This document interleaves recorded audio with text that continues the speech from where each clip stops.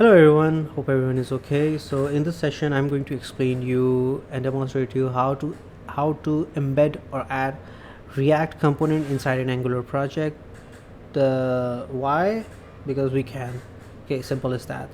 Uh, for that we must understand how uh, JavaScript and all the JavaScript related framework works in order to pull something that like that off. Secondly, it was my personal experience, okay, because in one of my previous company organization, we had an entire application built on Angular, and the client that we were working with, they had their own development team, and their development team had created their own component entirely on React. Okay, so we had to use React based component in our Angular project anyhow. Okay, we cannot you know scrape our discard our project Angular project entirely and create our project fully on a React just to make it compatible. Okay, so we had to come up with a solution. So it's very simple. It's very simple. If you see right here, we have two folders. They are basically projects. One is React component and one is Angular project. So if you have seen my previous session where I have explained you how to create npm package in React, so this is the same project. So if I go into that project and if I sorry, my bad, React sample and npm run build. Okay, so sorry, my bad. If I run this command, okay, it will behind the scene it will run this command rollup-c, and it will create few files in the disk folder. One is type folder and rest is index.js, whereas one is vanilla JavaScript and one is ECMAScript. So you can check out that video for more explanation. So the other project is basically Angular project, latest and with the latest version. I've already initialized it so that we can come to the point instead of wasting time, because we all know how to initialize Angular application. It's just ng new app. So if I go inside Angular React and if I run the command npm start, it should start the Angular project. If I run this, so as you can see that here right now we have the Angular project running on the browser. So what are we going to do? What I'm going to do, I'm going to replace this part, okay, the right side of the section which is built right now on Angular component. I will replace it with React component.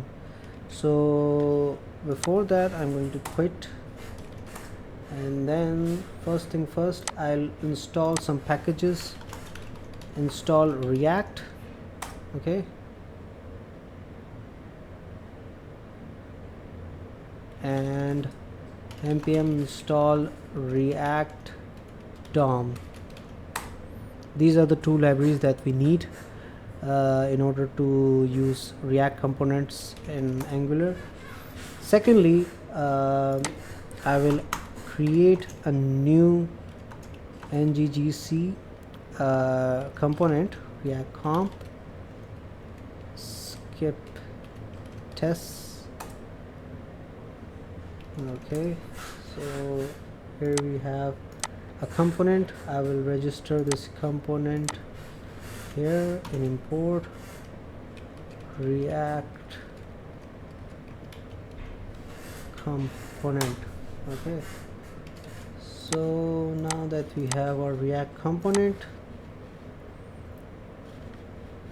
okay, secondly, what I have to do, as you can see that in React we use tsx. Okay, here we use ts.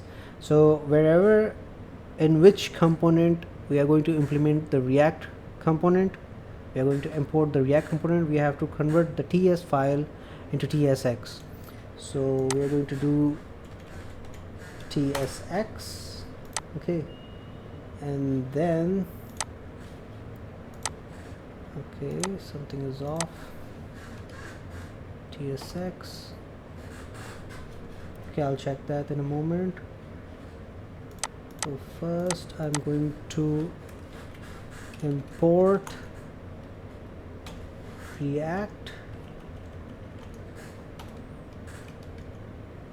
sorry, my bad, it's from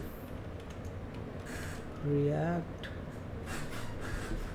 and import React DOM with React, okay, DOM slash client.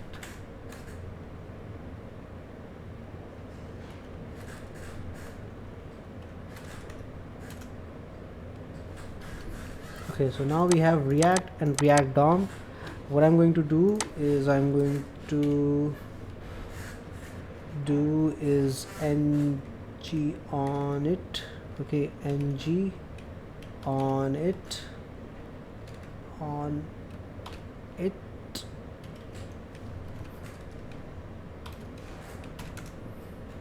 void. So now we have a React component, and in this React component we have initial function, okay, ng on it. In that I'm going to create a variable having root is equal to React DOM dot create root, and I'm going to, okay, sorry for that. Before that I have to fix this error. Okay, so to fix this error I have to configure some changes in TS config. So if I have mentioned earlier, TypeScript configurations by default doesn't recognize TSX. Okay, so you have to explicitly mention that we have JSX React.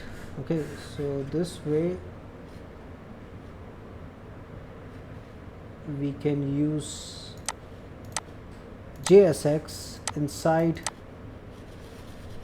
the Angular. Okay, so if I reopen it again, sorry, my bad, apologies. Before that I have to mention this, the implementation of this tag. So first thing first, I'm going to commit this part out.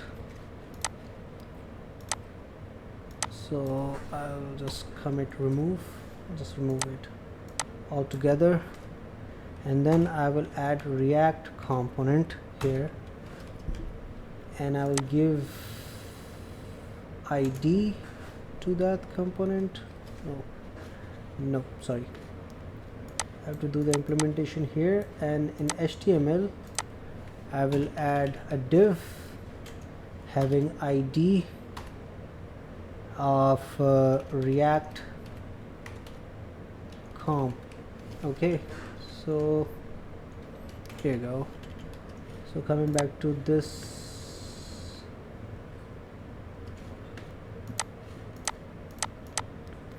function, so as you can see that I was creating a React base, okay, React root, but for that I need to define where exactly I'm going to create the base of that component. So I have already created the div tag in the HTML, so I'm going to take this ID and I'm going to paste it here, and I will mention it as HTML,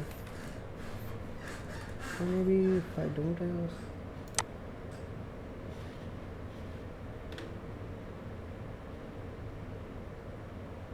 HTML element. Okay, yeah, as HTML element. So I'm going to do that root dot render. This is where the actual magic happens.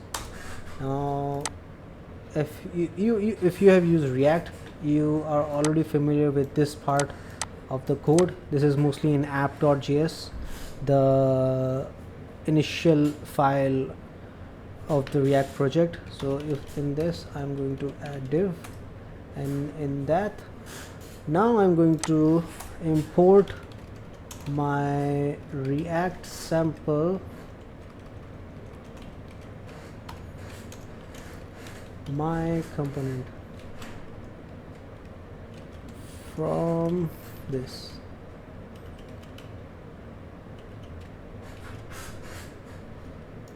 So if I run this, sorry, implement it here, message, this is a React component inside Angular. Okay, so if I make it run, what should be the result? So npm start,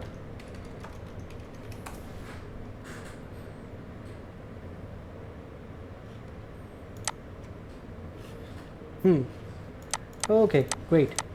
So as you can see that this entire right hand side of the section has been replaced with this component, this black background text, this that says that this is a React component inside Angular. So this part is Angular, but this part is React. So how did it work exactly? So basically this is the entire application. As you can see that from the main it started, it went to TS, it went to HTML. In HTML it rendered the app React component, this component, and then in this component we had set a div manually with an ID. Okay, so just like if we use jQuery or something like this, so we had to define ID, or we could define class or anything, or even attribute.